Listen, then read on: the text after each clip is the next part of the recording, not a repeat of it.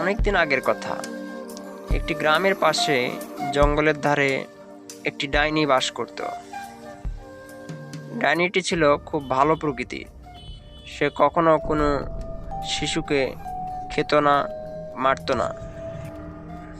আবার জঙ্গলের অপর পাশে থাকতো একটি শাকচুন্নি। সে গ্রামের যখনই যেই ওই পথ দিয়ে যেত তাকেই খেয়ে ফেলত। একদিন সন্ধ্যার পর একটি বালক ওই রাস্তা দিয়ে যাচ্ছিল।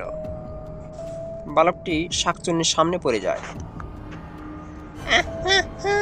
আরে বাচ্চা, তুই এদিকে এসেছিস? দাঁড়া, তোকে এখন আমি খাবো।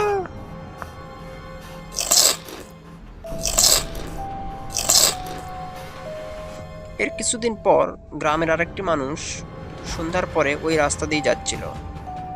সে হঠাৎ করে ডাইনির সামনে পড়ে যায়। তুই এসেছিস, এখন তোরেও খাবো।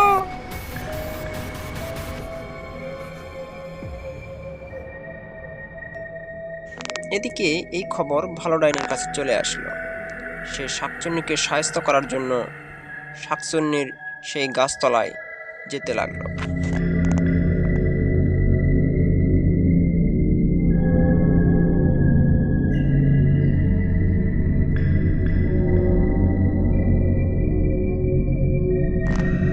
আরে ডাইনি, তুই আমার গাছতলায় কেন এসেছিস?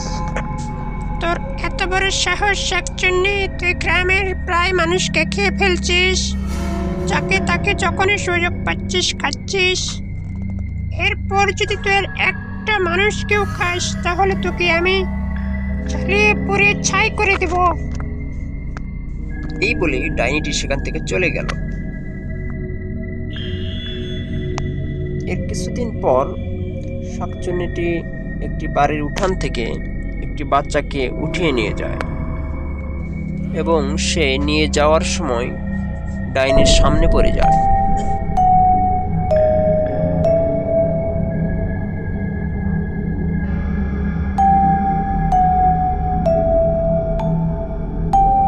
এদিকে ডাইনিটি শাকচুন্নিকে জাদু শক্তি দিয়ে আটকিয়ে দেয়। শাকচুন্নি, যদি ভালো চাস তাহলে বাচ্চাটাকে ছেড়ে দে, নইলে তোকে আমি আগুনে পুড়িয়ে মারবো। এরপর ডাইনি ও শাকচুন্নির যুদ্ধ শুরু হয়ে গেল।